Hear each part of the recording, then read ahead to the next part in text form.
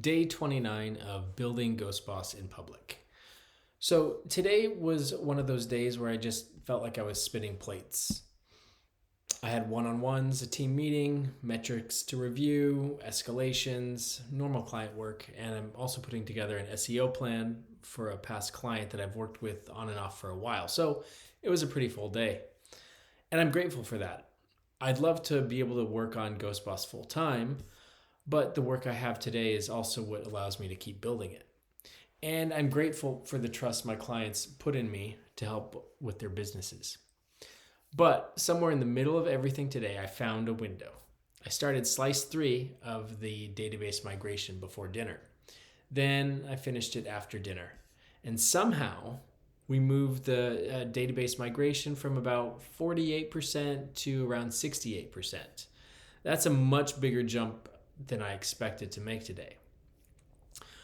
We started by looking at what major piece of GhostBoss still needed to move into the new database, and the answer was pretty obvious. It was the execution part.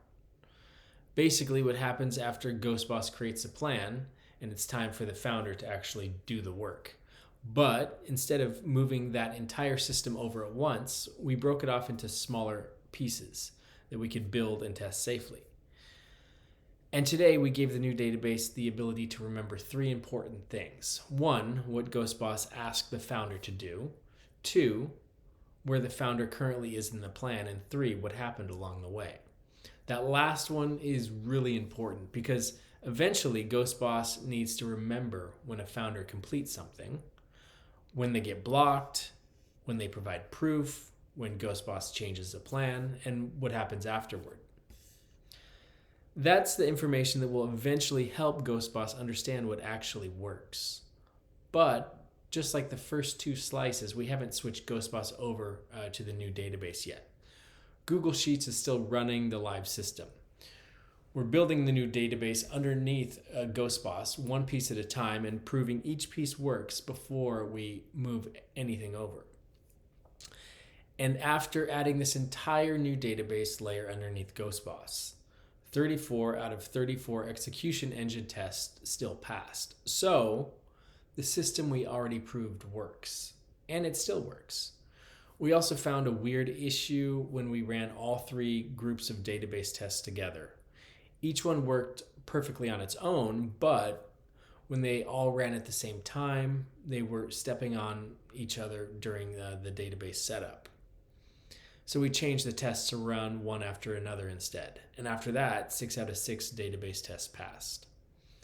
Then we tested everything together, made sure none of my other unfinished work accidentally got mixed in, and created a clean checkpoint for slice 3. So now we've completed 3 pieces of the database migration. And I think the easiest way to explain what we've built so far is this. Slice 1 taught the database who the founder is.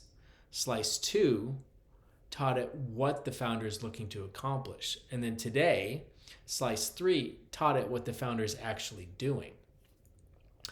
So GhostBoss can now represent the founder, their business, where they are, what they're attempting to accomplish, the plan GhostBoss created, the work they're supposed to do, where they are in that work, and eventually everything that happens along the way. And we built all of that without changing the version of GhostBoss that's currently working. We're now about 68% through the database migration, and we're getting pretty close to the point where the new database stops being something we're building alongside GhostBoss and actually starts becoming the system GhostBoss runs on. Not bad for a day that felt like it was mostly meetings, client work, and spinning plates. Execution over motivation. See you tomorrow.